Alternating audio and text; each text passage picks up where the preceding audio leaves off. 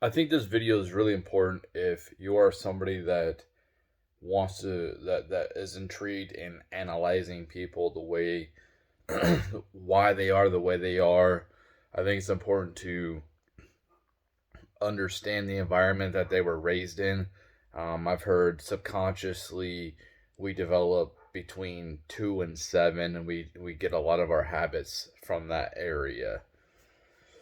When we're babies, we are huge sponges, and we're just taking in so much. That's You're not really putting out much. You're taking a lot in, and you're what you're doing is you're looking up to your parents as examples, and that kind of um, you kind of emulate how they are because when you're born into some type of environment, and obviously it takes longer for humans to develop when it comes to from toddler to adult than it does other animals.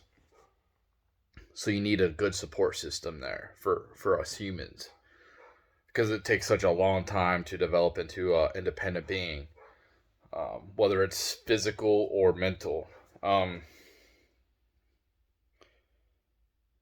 into maturity. So I definitely want to talk about my past, and I don't want to put any shade, any bad onto my parents. I don't want. I've accepted things the way that they are. Um, I think that they went through their own struggles when they were younger. I think that um, there was some things they probably just didn't. They just you know there was probably maybe emotional traumas that they endured when they were younger. They probably didn't know anything about having a kid, raising a kid. Um, and I think they did the best that they could. I think they did the best that they could at that time. Okay, so I'm going to go into a little bit about my past. My parents divorced when I was 3 years old. Okay, and my father was in the military, so uh, me and my mom ended up moving to a different state, and I think I remember going to like a daycare. Okay, at age 4. Then age 5 comes. My mom remarries. I've never met this guy. She only knew him for like a month, and she married him. I didn't know him. Um, I didn't know him at all. He was a complete stranger to me. Um, and that was a huge change. I mean, that's constant adaptation. For me, I really haven't been through physical torture. Like I've never been um, abused sexually as a child, right? And I'm so thankful for that. But I have had a lot of social, intense, extreme social adaptation. It's not like my parents passed away when I was 3, right? It's not like that. Other people have it extremely worse. Everybody has their own thing, okay?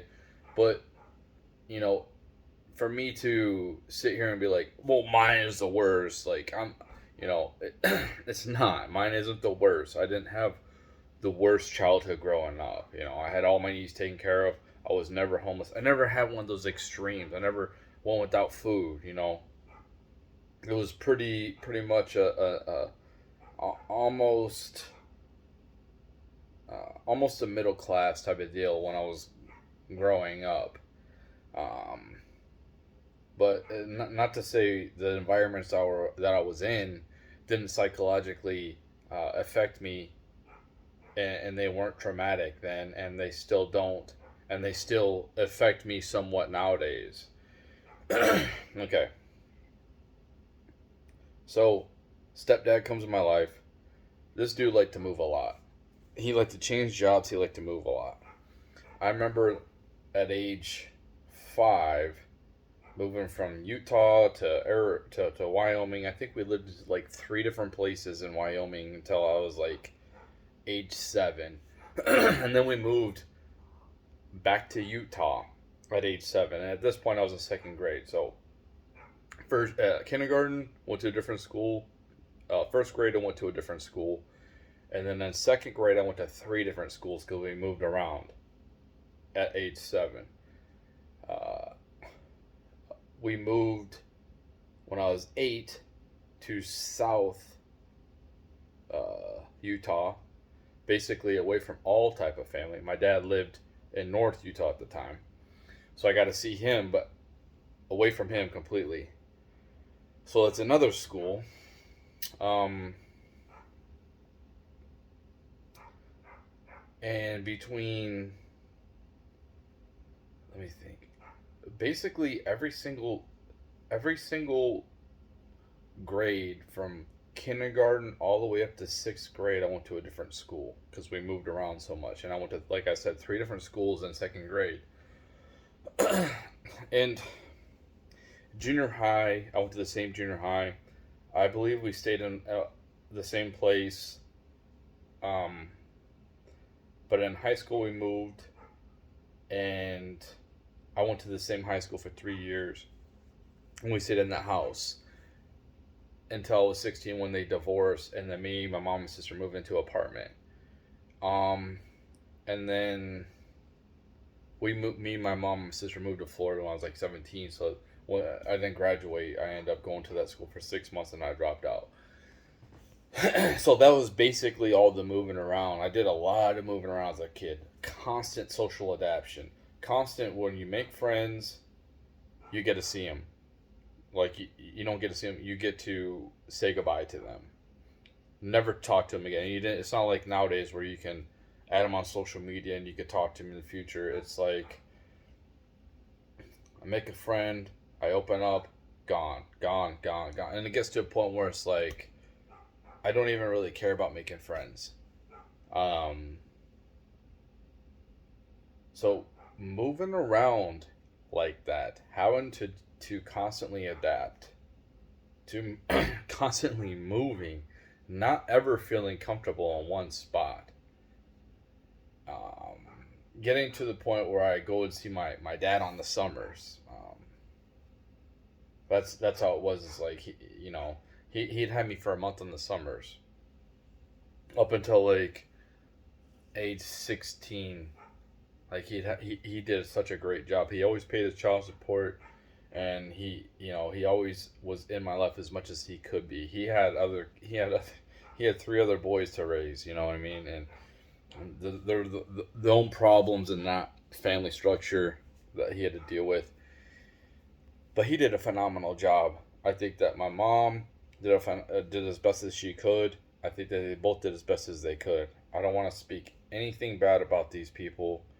I think that they're great people even to this day, um, and I don't want anything bad to happen to these people, and I don't blame them for any type of problems that I have now from the past. I don't want to blame them for that stuff. Any type of thing, any type of decision I make as an adult, and it's been like that. I think that when you're younger, when you come from a house and you're like 18, just get out on your own, you can blame your parents for your like some of your mistakes a little bit.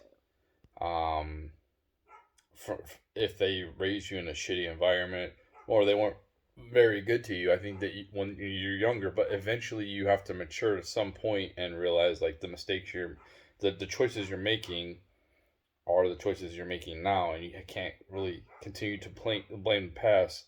And if you're going to continue to blame the past, then why don't you try to fix your traumas, right? Um, so this is I fucking hate those dogs. They just bark at nothing. So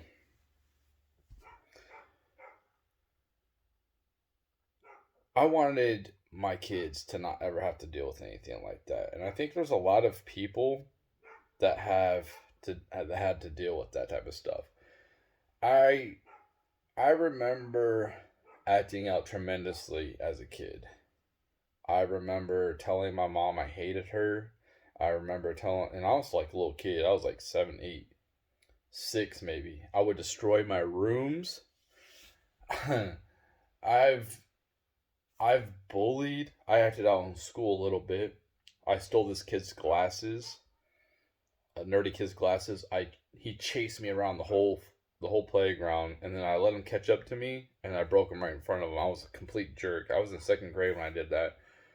Um, I remember getting really angry for some reason in class, and I remember just like dumping my desk. I was so angry at that point. I remember I remember when I was like 7, smoking some of my mom's cigarettes. Um, it was weird because like I tried it out, right? I don't even think she knows. Nobody knows. And a couple of them broke, so I tried to like smoke them to like get rid of the evidence. But um yeah, so um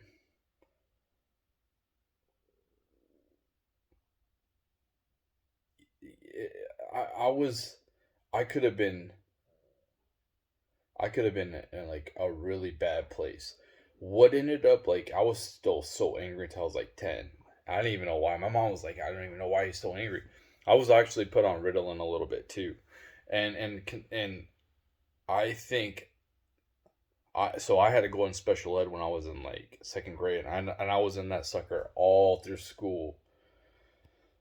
The reason why I was in that, I think, is because I do maybe have a little bit dyslexic, some little bit of a learning uh, disadvantages, but I think I could have kept up with my peers if I was in the same environment instead of always having to adapt and change and kind of when you move to schools a lot, you they don't have the same curriculum in the next school, so you might be a little bit behind. And I think that's kind of what happened with me. And um, yeah, I could have probably been fine if I was in the same type of environment where both parents were together um, and I just had a regular upbringing. I don't think I would have been in special ed. I think I'd have overcame whatever challenges I had. I saw like my dad graduated college with an engineering degree at age like 43, and he's got dyslexic. So he's dyslexia.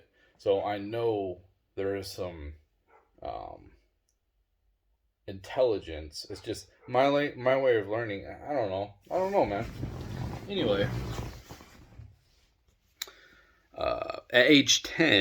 at age 10, um,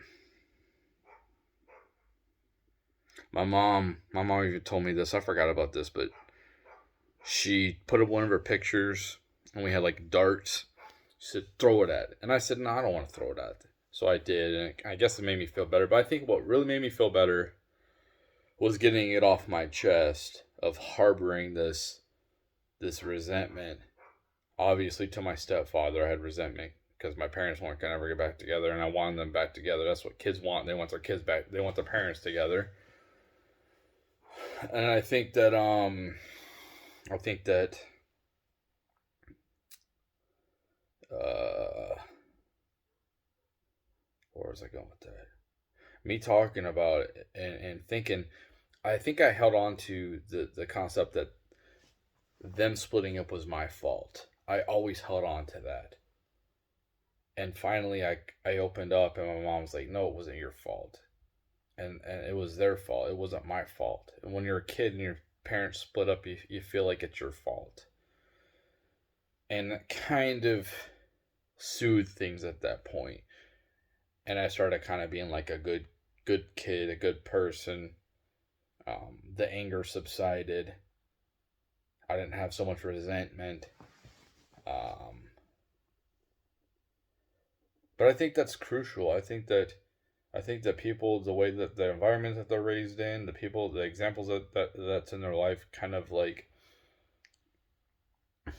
it gives them a blueprint for who they're going to be as an adult. And obviously, you can change that, but it's really hard to go against your subconscious mind, what has been embedded in your being. I mean, especially if you go through traumatic things, and some people will be like, "Oh, what you went through wasn't traumatic." I mean, for me, it was a traumatic experience, and maybe a lot of people could relate.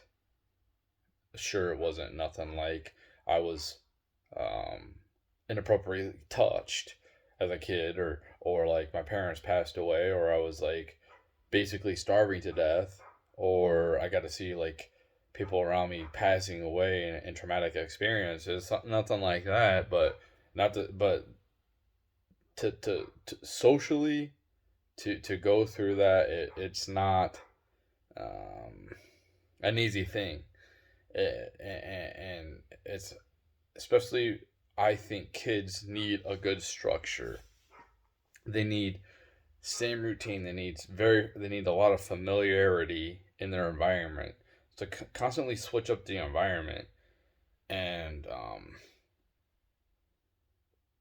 switch up examples in their lives. And that's not constant, but like when parents either disappear because of um, what the creator wants or whatever happens in their life, or their own, that they just want to split up and they're not in that kid's life anymore, it's a traumatic experience.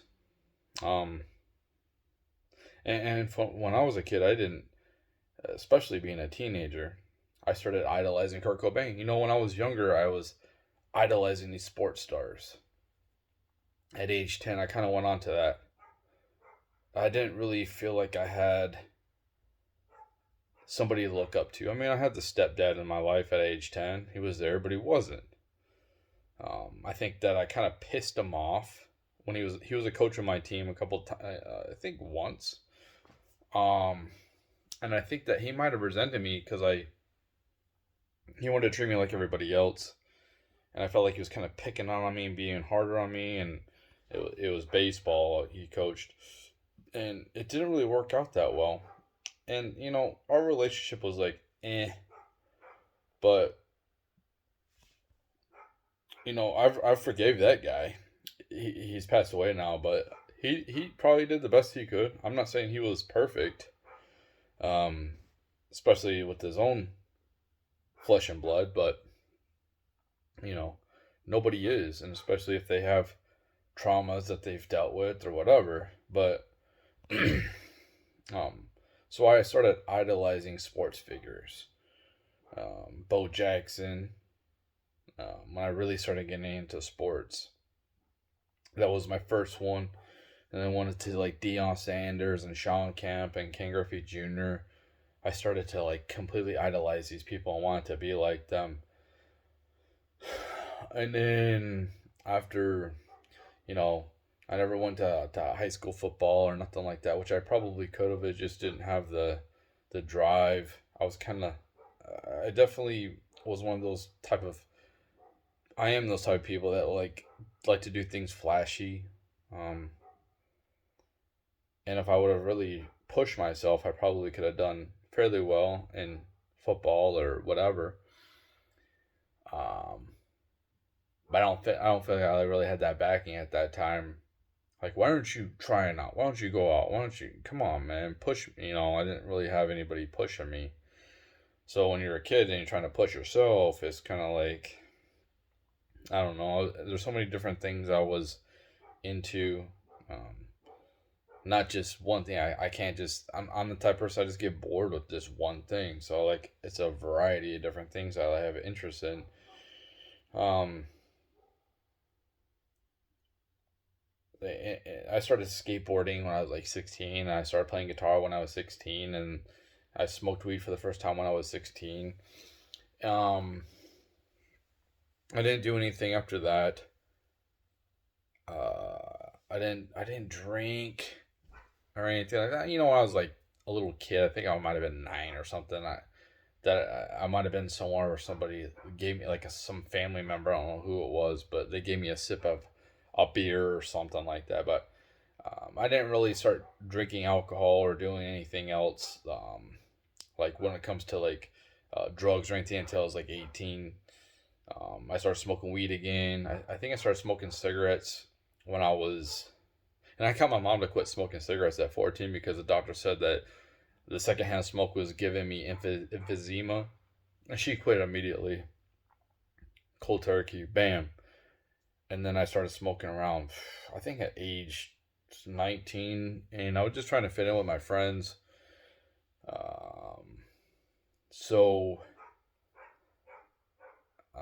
in that time, I was really focused on, making music, being a rebel, being really pissed off against the system, not having any type of father figure. I looked up to Kurt Cobain, started at like 16 or 17. I started really looking up to him as a role model. And, that was when I was younger, till like I was, I don't know, 21 ish, something like that. Um, but my mom was basically a single mom when I was like 16. Didn't have any type of really father figure, and I was going down the wrong path. Um,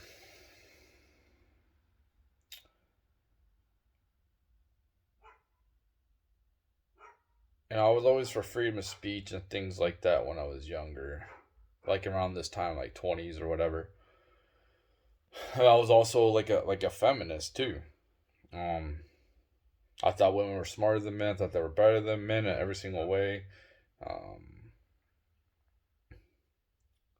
I had no, my things are not much different than I believe then, but except for that, a lot of my beliefs are. I mean, they evolve. My beliefs evolve, but I don't believe that. I'm not a feminist no more. Um, and I believe that I was a big feminist is because I was with my mom, my sister. I was a man in the house, and I was not much of a man at all. Um, I don't want to talk about my family members. Um, there's a certain instance that involved my sister that there's this guy that I should have just beat him up, but I didn't because I was scared. And um, I was over 18, and I was really, really scared at that time. Um, Going down the wrong path, like I, but eventually, my ex-wife's father was a great influence on my life, and my kids helped me mature. And I've had other, like my ex-fiance's father was a great influence. Yeah, my own dad, being in his life a little bit the last, like a couple of years ago. Um, physically being in his life, not just on this. Like I was living around him. Influence. Uh, so that's what really helped me. I'm not the man that I want to be. It's like a process, and there's a lot of traumas that, you know, people like me that have they we have to. It's hard to deal with the traumas that you've had in your past and keep moving forward for people who depend on you. So you kind of have to like put those traumas behind, like put those traumas on the back burner and fill the void with um um like people use alcohol or whatever, food. You use these distractions to keep you moving forward, to be able to keep providing for people who rely on you. Um, And that's something that I realized that in a couple of years I'm really going to be able to dive in deep into my traumas and try to correct those, try to heal them. Uh,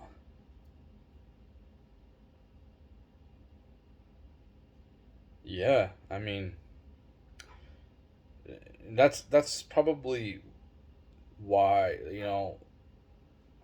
if you watch my videos and you think like this guy is so negative, he's always negative, he's complaining about little things, like, dude, I've pretty much been struggling at least at least socially or mentally with like environments my whole life, man. My whole life. And feeling like good things happen once in a while, but they don't last long. And it's just like this. Like I'm continuing to stay at this level. Like I said yesterday, like I'm trying to keep my head above water.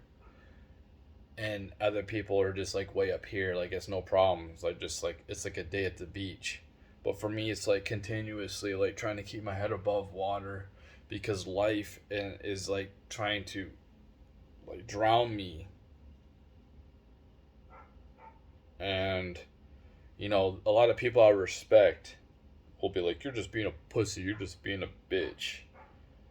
Yeah, I guess you could say that. I'm a pussy, I'm a bitch, I'm a victim, whatever. And I don't think I'm a victim. I think that a lot of the choices I've made to put me in this, like I'm drowning, is on me. It's on me. And I plan on, you know, getting myself out of it so I can be I want to enjoy life, man. I want to be able to feel like everybody else does. I don't want to be either nihilistic and I don't want to be negative. Um, I want good things. I want good things for everybody. Um, I want us to be civil. I want people just to be civil and respect each other. Um, but yeah, that's a big dive deep into perhaps if you're like analyzing me any type of way, like you're a psychologist or whatever, like this guy makes all this blah blah blah. This is a little bit of a quick dive into my past and the environments I endured growing up.